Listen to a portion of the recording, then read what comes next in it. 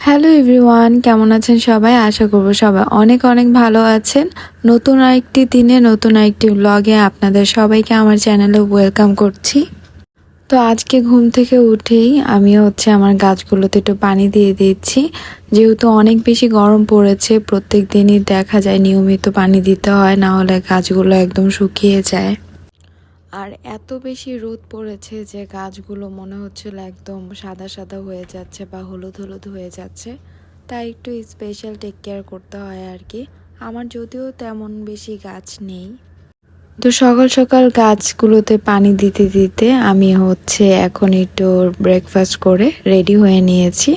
আজকে আমি সারাদিন শাড়ি পরে কাজ করব, শাড়ি পরে রান্না বান্না সব কিছু করবো, ঘর গোছাবো। কেন জানি অনেক ইচ্ছে করছিল শাড়ি পরে আজকে থাকতে। আজকে বেডরুমের নিউ একটা লুক আপনাদের সাথে শেয়ার করব।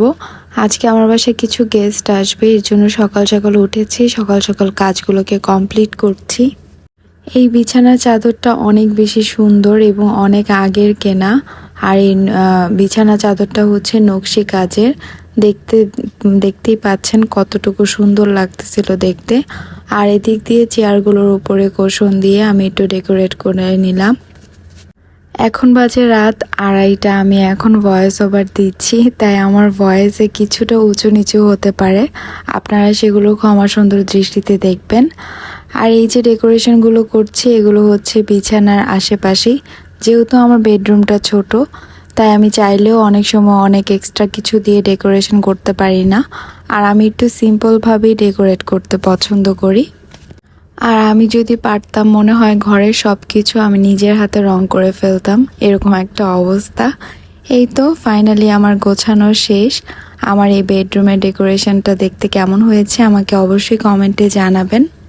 ভিডিওর এই পর্যায়ে প্রতিদিনের মতো একটা কথা আপু এবং ভাইয়াদের বলবো, আমার ভিডিওটি যদি আপনাদের কাছে ভালো লেগে থাকে, আপনারা আমার চ্যানেলটির পাশেই থেকে যাবেন, আমার চ্যানেলটিকে সাবস্ক্রাইব করতে ভুলবেন না। আর ভিডিওটি যদি একটু বেশি ভালো লেগে থাকে, আমার ভিডিওটিতে একটি লাইক দিয়ে অসংখ্য মানুষের কাছে ভিডিওটি পৌঁছিয়ে দিতে সাহায্য করবেন। দেখুন আজকের আকাশটা কি সুন্দর, মাশাআল্লাহ। তো ভিডিওটি এখানেই শেষ করছি। ভালো থাকবেন সবাই, আমাদের জন্য দোয়া করবেন। আল্লাহ হাফেজ।